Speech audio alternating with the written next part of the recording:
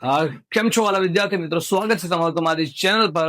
અને હું છું હિરેન સર અને હું સુરત ગુજરાતમાં ભણાવું છું. તમને બધાને ખબર હશે. અને આપણે હમણાં કન્ટિન્યુ કરી રહ્યા છે આપણી ફ્રી અકાઉન્ટ સિરીઝ, જેમાં આપણે ચેપ્ટર નંબર 1 શરૂ કર્યું છે, ભાગીદારી વિષય પ્રવેશ.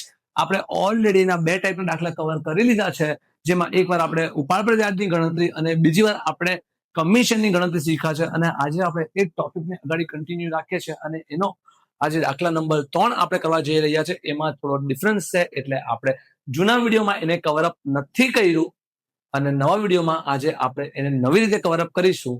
તો ચાલો વિદ્યાર્થી મિત્રો, આજનો ટોપિક સમજીએ, દાખલાને સમજીશું અને દાખલા સાથે સાથે આપણે એને કરતા જઈશું અને સમજતા જઈશું.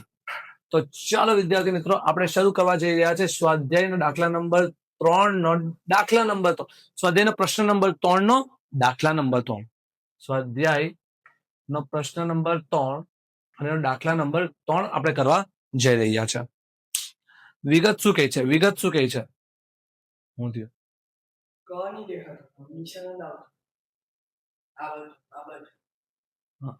થઈ ગયો.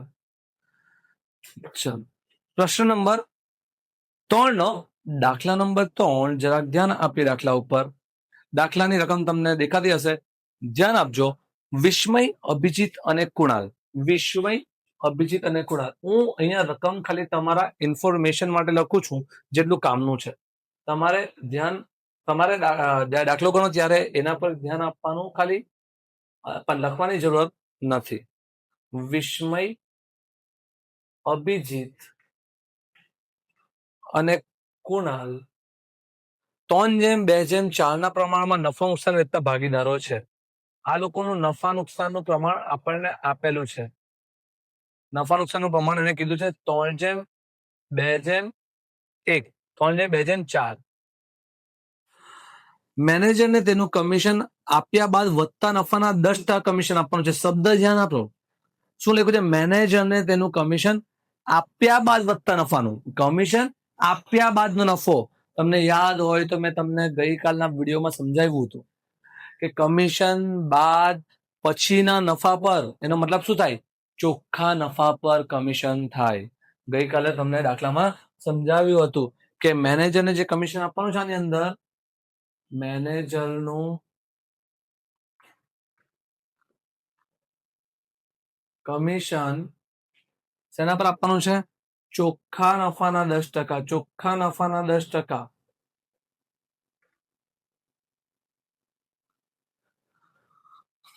અભિજીતના ભાગે 30,000 નફો આવે છે. અભિજીતના ભાગનો નફો, અભિજીતનો નફો બરાબર 30,000 છે. તો મેનેજરના કમિશનની ગણતરી કરો. તો તમારે મેનેજરનું કમિશન કેટલું આવે તમારે ગણીને કહેવાનું છે.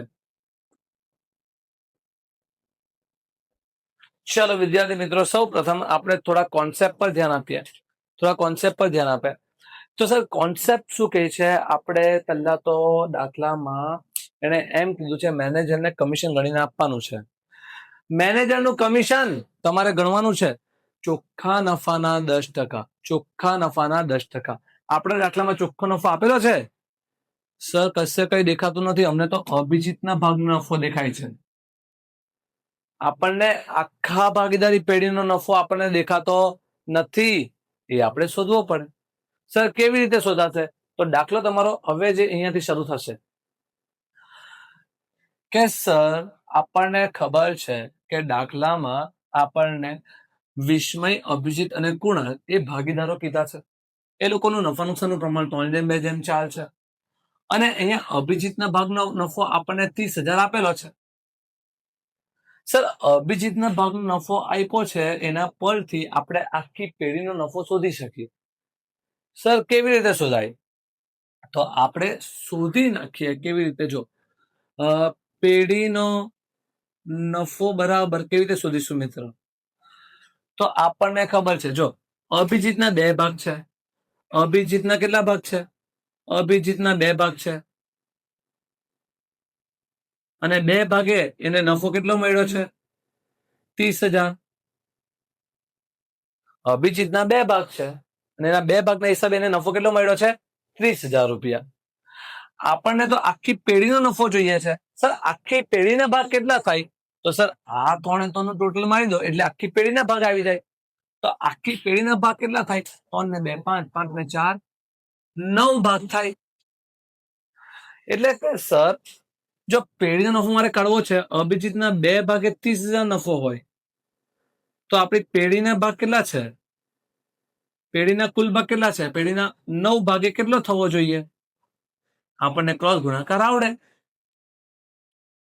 કેવી રીતે? 30,000 ગુણ્યા 9/2. તો આખી પેઢીનો નફો કેટલો થાય? 1,35,000 રૂપિયા. આ કઈ અઘરું છે? ના સર, આ પેઢીનો કયો નફો છે સર? ચોખ્ખો નફો હશે કે કાચો નફો હશે? ચોખ્ખો નફો જ હશે સર. કેમ ચોખ્ખો નફો? આપણને અભિજીતના ભાગનો નફો આપ્યો છે. અભિજીતના ભાગનો નફો ક્યારે આવ્યો હોય? જ્યારે નફો વેચાઈ ગયો હોય. તો અભિજીતના ભાગનો નફો આપ્યો છે એ ચોખ્ખો નફો હોય. તો આખી પેઢીનો પણ કયો નફો આવ્યો હોય? ચોખ્ખો નફો જ આવ્યો હોય. અને આપણને દાખલામાં શું કીધું છે? તમારે મેનેજરનું કમિશન ગણવાનું છે ચોખ્ખા નફાના 10%. અને આપણી પાસે છે પણ કયો નફો? ચોખ્ખો નફો જ છે. તો સર કયું સૂત્ર આવે? ઉપરનું કે નીચેનું? તો સૂત્ર આપણું કયું આવશે? જ્યારે કમિશન ગણવાનું કીધું ચોખ્ખા નફા પર, અને દાખલામાં ચોખ્ખા નફાની રકમ આપણને મળી ગઈ હોય તો સૂત્ર કયું આવશે? ઉપર વાળું. સિમ્પલ સૂત્ર. મેનેજરનું કમિશન બરાબર નફો ગુણ્યા કમિશનનો દર છેદમાં 100. નફો 1,35,000 આપણી પાસે આવ્યો છે છેદમાં 10 છેદમાં 10% છે ને? હા, 10% છે ને છેદમાં 100. એટલે કે 13,500 રૂપિયા એ આપણા મેનેજરનું કમિશન આવશે. એકદમ ઈઝી દાખલો હતો સર. કઈ નથી કર્યું, આપણને અભિજીતના ભાગનો નફો આપેલો હતો, એના ઉપરથી આપણે આખી પેઢીનો નફો શોધી લીધો અને એ નફા ઉપર આપણે કમિશન ગણીને મૂકી દીધું એટલે આપણો જવાબ આવી ગયો. આઈ હોપ વિદ્યાર્થી મિત્રો તમને આ સમજ પડી હશે. તમને સમજ પડી હોય તો વિડીયોને લાઈક કરી દેજો અને આનો સ્ક્રીનશોટ લઈ લેજો જેથી તમને દાખલા ગણવામાં મદદ થાય. આપણે એકદમ પ્રેક્ટિકલી ભણીશું અને એકદમ મજાથી ભણીશું. મને આશા છે કે તમને આ વિડીયોઝમાં બધું સમજ પડતી હશે. તો આ ચેનલને સબસ્ક્રાઇબ કરી દેજો, તમારા મિત્રોને શેર કરી દેજો, કેમ કે આ વર્ષે તારો ભાઈ તને અકાઉન્ટમાં 100 માંથી 100 માર્ક્સ તો લાવીને જ રહેશે.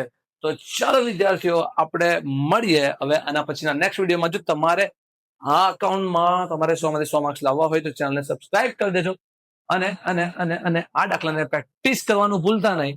આવતીકાલે મળીએ આપણે એક નવા વિડીયોમાં. ત્યાં સુધી ગુડ બાય, અલવિદા, જય હિન્દ, જય ભારત.